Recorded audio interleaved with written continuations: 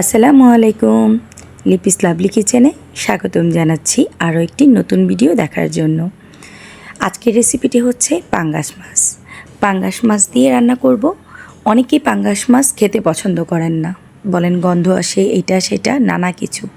কিন্তু বাচ্চারা কিন্তু অনেকভাবেই পাঙ্গাস মাছটাকে পছন্দ করে, কারণ কাঁটা কম থাকে তাই। তো আজকে যেভাবে রান্না করব সেভাবে কিন্তু শুধু বাচ্চারা না, আপনারাও পর্যন্ত যারা বড়রা রয়েছেন তাদেরও, যাদের অপছন্দ হয় পাঙ্গাস মাছ খেতে, তাদেরও অনেক ভালো লাগবে। তো পাঙ্গাস মাছটাকে ভালোভাবে একটু ধুয়ে নিয়ে তারপরে কিন্তু আমি লেবুর রসের মধ্যে কিছুক্ষণ ভিজিয়ে রেখে দিয়েছিলাম, এর মধ্যে মাছে থাকা দুর্গন্ধটা চলে যায়। তারপর রেগুলার যে মশলা থাকে, হলুদ, মরিচ, লবণ, এগুলো দিয়ে ভালো করে মাখিয়ে আরও আধা ঘন্টা রেখে দিয়েছি। এতে করে মশলাটা মাছের মধ্যে ঢুকে আর খুব সুন্দর একটা আপনার মশলার যে ফ্লেভারটা রয়েছে এটা মশলা মাছের মধ্যে চলে যায়। তারপরে রেখে দেওয়ার পর আমি কিন্তু এটাকে ভেজে নেব। অবশ্যই মাছটাকে ভেজে নেবেন।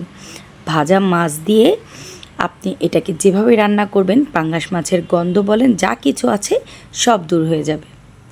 এই যে ভেজে নেওয়ার পর দেখেন আমার নতুন কড়াই, তো তার জন্য একটু লেগেছিল। এই তেলের মধ্যেই আমি দিয়ে নিয়েছি এলাচ দুটো আর হচ্ছে জিরা।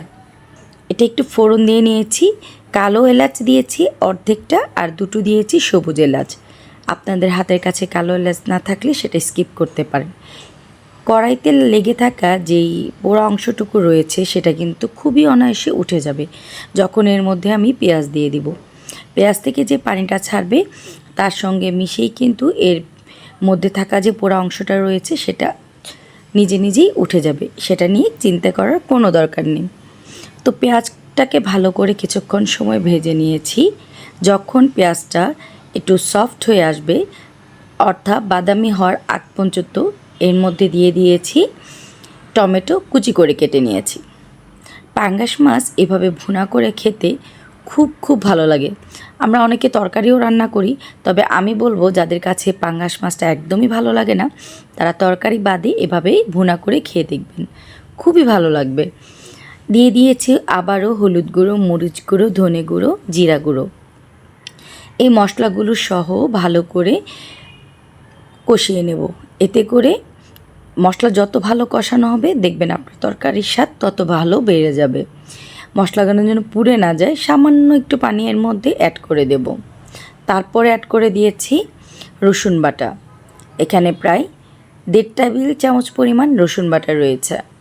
এই রসুন সহ আমি ভালো করে মশলাটাকে কষিয়ে নেব। আপনারা চাইলে এখানে 1/2 চামচ আদা বাটাও দিতে পারেন। পাঙ্গাস মাছ তো, বড় মাছ হলে একটু আদা বাটা দিলে ফ্লেভারটা খুবই ভালো আসে। মশলাটা খানিকটা সময় ভালো করে কষিয়ে নিয়ে সামান্য পানি দিয়ে আমি আরও ভালো করে কিছুক্ষণ কষিয়ে নেব। দেখেন তলাতে লেগে থাকা যে পুরো অংশগুলো ছিল সেগুলো কিন্তু খুব সহজেই উঠে গেছে।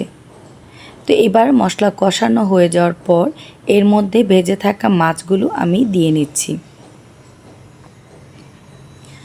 রান্নাটা কিন্তু খুব সহজ। আপনারা যখন এইভাবে পাঙ্গাস মাছ খাবেন সবার কাছে খুব ভালো লাগবে।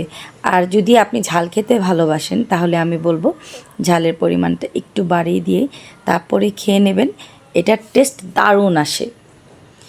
আমি এই মাছগুলোকে খুব সুন্দর করে দিয়ে অল্প পরিমাণে একটু হালকা পানি এর মধ্যে অ্যাড করে দিয়ে তারপরে কিন্তু এটাকে ঢেকে দেব।